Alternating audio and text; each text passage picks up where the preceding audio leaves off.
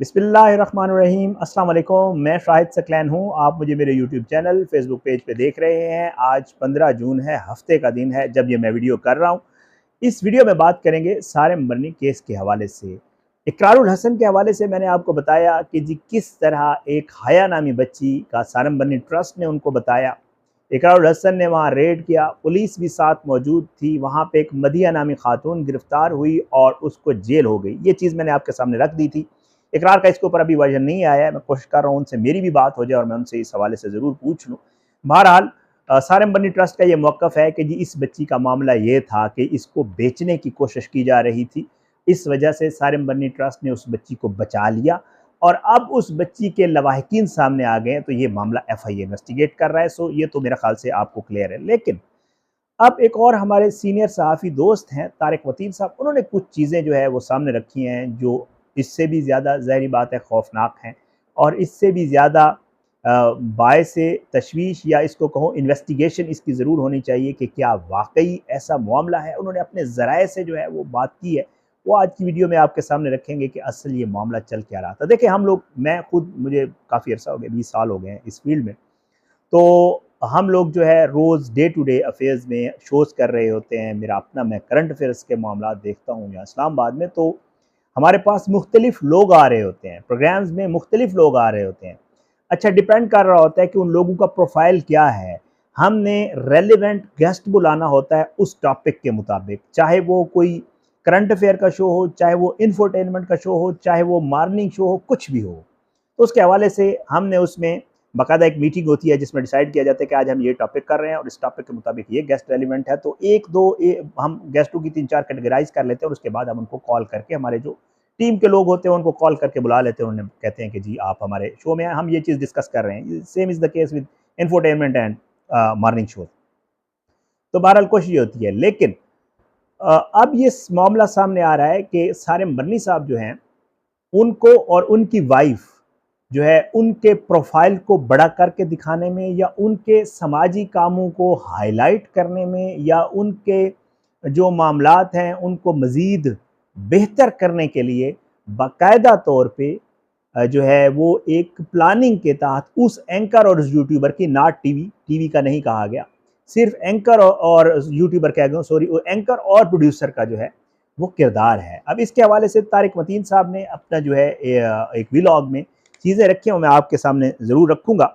वो कहते हैं कि जी वाज़े तौर पे सारिम बर्नी साहब मुख्तलिफ़ औक़ात में और साथ साथ जो मीडिया टॉक भी उन्होंने किया है उसमें वो वाज़े तौर पे कह चुके हैं कि जी हमसे गलतियाँ हुई हैं, इसमें कोई शक नहीं, क्लेरिकल मिस्टेक हो सकती है, कुछ और चीज़ें जो डॉक्यूमेंट्स में आगे पीछे हैं वो गलतियाँ हैं।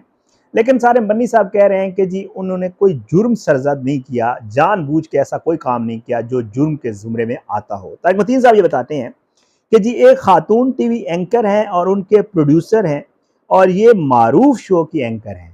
ये नहीं है कि कोई आम शो नहीं है और एक अच्छे चैनल के ऊपर उनका शो होता है। बहरहाल वो ये बताते हैं कि क्योंकि ये मामला अभी एफआईए के अंदर है और एफआईए इस मामले की भी तफ्तीश कर रही है, तो इसलिए उनका नाम बताना अभी ठीक नहीं है। जब इसकी कंक्लूजन निकल आएगा तो फिर उसका मजीद जो है इसको उनका नाम भी लिया जा सकेगा। वो कहते हैं कि जी सारिम बर्नी साहब का जो एक प्रोफाइल है एक समाजी कारकुन के तौर पर, इसको बनाने में भी उस खातून टीवी एंकर का और उनके प्रोड्यूसर का बहुत बड़ा किरदार है। वो ये कहते हैं कि वो एंकर और प्रोड्यूसर सारिम बर्नी साहब को और उनकी अहलिया को गैर मामूली तौर पर जो है वो अपने प्रोग्राम्स में इनवाइट करते थे और उसके अलावा इनके वाइफ और हस्बैंड के अलावा इनके ट्रस्ट के लोग भी उनके शोज़ में बारहा आ चुके हैं और ये बड़ी रेपिटिशन, रेगुलर रेपिटिशंस के साथ होता था। तारिक वतीन साहब ये बताते हैं कि ये सारा मामला जो है इसमें एक जुर्म कहानी इस तरह है कि ये काम जो है वो खुदा के, जैसे हम कहते हैं ना कि हम कोई काम करते हैं तो नेकी के तौर पे कर रहे होते हैं, ये एंकर और प्रोड्यूसर नेकी के तौर पे नहीं कर रहे होते थे, बल्कि एंकर और प्रोड्यूसर जो है उनके ऊपर इल्ज़ाम है कि उन्होंने सारिम बर्नी से माली फ़वाइद लिए हैं। मतलब वो माली फ़वाइद डायरेक्ट कैश या कुछ और चीज़ें भी हो सकती हैं, लेकिन साथ साथ तारिक वतीन भाई ये बताते हैं कि जी उन्होंने मुल्क से बाहर के विज़िट भी किए हैं। मतलब उन्होंने सारिम बर्नी साहब से बाहर के भी चक्कर लगाए हैं। वो सारिम बर्नी साहब की जो है पैसों से कह लें, सारिम बर्नी साहब ने उन्हें कोई फैसिलिटेट किया कहीं, और इस तरीके से वो एंकर और प्रोड्यूसर जो है उनके हवाले से FIA बाकायदा तफ्तीश कर रही है और ये FIA तफ्तीश में सामने आ रहा है। तारिक वसीम साहब कहते हैं कि जी माली फ़वाइद लिए हैं और मुल्क से बाहर भी गए हैं, इसके बदले उन्होंने सारिम बर्नी को क्या दिया? इसके बदले उन्होंने सारिम बर्नी को दिया स्क्रीन टाइम और स्क्रीन पर जगह, और प्रोफाइल इनका जो है वो मज़ीद बड़ा करने में एक हिस्सा डाला है। अब बारहा मैं एक चीज़ कह रहा हूँ और तारिक मतीन भाई ने भी कही कि ये मामला एंकर और प्रोड्यूसर और सारिम बर्नी का है, इसमें चैनल जो है वो कहीं पे भी नहीं है और ना चैनल इसमें इन्वॉल्व है, ना उसको पता है। तारिक मतीन भाई भी कह रहे हैं। अब ये मामला बड़ा इकरारुल हसन साहब के हवाले से कुछ और मामला था, वो गए रेड किया उन्होंने बच्ची, लेकिन ये मामला ज़रा इससे मुख्तलिफ है। अब आते हैं कि जी, और अब जो है सारिम बर्नी की ज़मानत के हवाले से भी बात चल रही है। इसमें जैसे आपको पता है उनकी मुश्किलात में इजाफा हो गया है और उनका नाम जो है बाकायदा तौर पे FIA ज़रा ये बताते हैं कि उनका नाम स्टॉप लिस्ट पे या इस तरह के मामलात में भी डाला जा सकता है ताकि वो मुल्क से बाहर ट्रैवल ना कर सकें और उनको जो इन्वेस्टिगेशन हो पाकिस्तान में वो हो और उसके मुताबिक इन्वेस्टिगेशन हो, ये सारा मामला। अब अमेरिका में उनको क्यों गिरफ्तार नहीं किया गया, बहुत बड़ा सवाल है। ये सवाल उस दिन मैंने अपने लाइव के दौरान भी, इंशाल्लाह मैं कल परसों में फिर इसके ऊपर भी एक लाइव करूँगा, प्लान कर रहा हूँ, तो इस दौरान मैंने शाहिद हुसैन भाई के सामने भी रखा था और मैंने उन्हें कहा था कि यार अगर अमेरिका ने, कौंसल खाने ने शिकायत की है सारिम बर्नी की, तो भाई वो अमेरिका के पास मौजूद था, 2-3 माह तो वहाँ गुजारा है, अगर उन्हें पकड़ना होता, वहाँ पे इन्वेस्टिगेट करना होता तो वहीं पे पकड़ लेते, इन्वेस्टिगेट करते, पाकिस्तानियों को बताने की क्या ज़रूरत थी। तो इसके ऊपर भी जो जवाब है वो ये है कि जी क्योंकि जुर्म जो है वो पाकिस्तान में हुआ है, इसलिए वहाँ पर उनको गिरफ्तार नहीं किया जा सकता था, बल्कि वो पाकिस्तान आए तो अमेरिका ने बाकायदा शिकायत की और उसके बाद ये प्रोसेस होगा अमेरिका वाला भी। वो ऐसे होगा कि पाकिस्तान में इसको इन्वेस्टिगेट किया जाएगा, जब ये प्रूव हो जाएगा कि पाकिस्तान से इसमें मसाइल हैं या इसमें कोई जुर्म सरज़द हुआ है, या जैसे मैं आपको अक्सर कहता रहता हूँ कि जब कोई मुल्ज़िम होता है तो उसके ऊपर इल्ज़ाम होता है, अभी साबित नहीं हुआ, अभी हम सिर्फ मुल्ज़िम कह सकते हैं, वो मुजरिम नहीं है जब तक साबित नहीं हो जाता। इसलिए जो केस में हो रहा है हम उसको रिपोर्ट कर रहे हैं कि ये ऐसे है, FIA का ये मौक़िफ़ है, सारिम बर्नी साहब के ट्रस्ट का ये मौक़िफ़ है।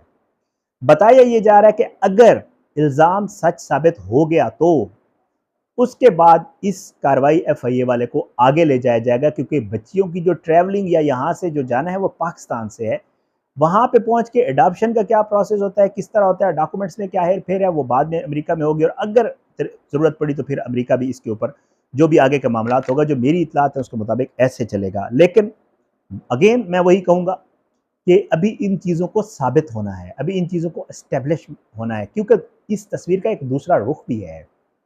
मैं आपको किसी अगली वीडियो में दिखाऊंगा, कुछ ऐसे भी लोग सामने आए हैं जो ये कहते हैं कि हमारे लिए तो फरिश्ता है सारिम बर्नी, उसने तो हमारा ये किया। जाहिर है जितने ट्रस्ट के वो काम या जितना बड़ा नाम है सारिम बर्नी, आप मतलब हम खुद, मैं आपको जैसे पहले बता चुका हूँ शोज़ में, मतलब कहीं पे भी आप कराची के लेवल पे ईदी साहब, JDC वाले जफ़र भाई हैं, सारिम बर्नी साहब हैं, छीपा वाले रमज़ान छीपा साहब हैं, या मतलब कराची में रहने वाले बहुत अच्छी तरीके से और लोगों को बता सकते हैं, लेकिन हम इतना इस्लामाबाद में रहते हुए इन लोगों को बहुत अच्छे तरीके से जानते हैं कि यार ये लोग बड़ा अच्छा फलाही काम कर रहे हैं, खिदमत वाले हैं जो ये अपना हमारे जमात इस्लामी वाले हैं।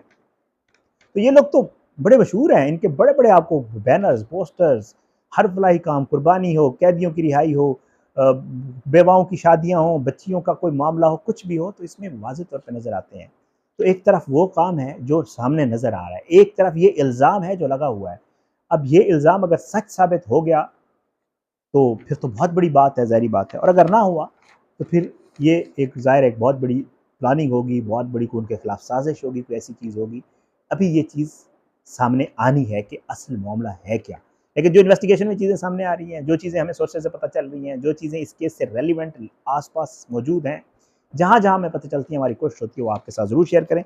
बहरहाल इस मामले के ऊपर तारिक भाई को भी यही कहना था कि जी जब FIA इन्वेस्टिगेट कर लेगा और एक लिंक एस्टेब्लिश हो जाएगा या अदालत में कोई चीज़ सामने आ जाएगी, ऑन द रिकॉर्ड सामने आ जाएगी, तो वाज़ेह तौर पे बताया जा सकेगा कि ये खातून एंकर कौन है और इसका प्रोड्यूसर कौन है। लेकिन उससे पहले ज़ाहिर है ये बताना अखलाकी तौर पे भी, प्रोफेशनली भी, और वैसे क्योंकि मामला भी सब जुडिस है और इसके ऊपर तफ्तीश हो रही है, ज़राए से तो आप चीज़ को कुछ बता सकते हैं, लेकिन उसको बिल्कुल 100% उसका नाम लेके और ये चीज़ें रिवील करना वैसे भी ठीक नहीं होता। तो ये वो चीज़ थी जो इस केस से रेलिवेंट थी, और बड़ी जो है हैरानकुन थी कि किस तरह लोग क्या कुछ करते फिर रहे हैं। इंशाअल्लाह अगली वीडियो में इजाज़त होगी। इस केस के हवाले से मज़ीद भी कुछ चीज़ें हैं जो मैंने आपके साथ शेयर करनी है, आप अपनी दुआओं में याद रखा करें। अल्लाह पाकिस्तान कामयाब नासिर हो, इसके खिलाफ साजिश करने वालों को नस्तानाबूद करे। ज़ालिमों को इबरत का निशान बनाए, मज़लूमों को इंसाफ मिले। ज़रूर दुआ किया करें कि अल्लाह ज़ालिमों को गर्क करे, बर्बाद करे। इजाज़त दें, इंशाअल्लाह अगली वीडियो में मुलाकात होगी, लेकिन बशर्ते ज़िंदगी। पाकिस्तान ज़िंदाबाद। अल्लाह हाफ़िज़।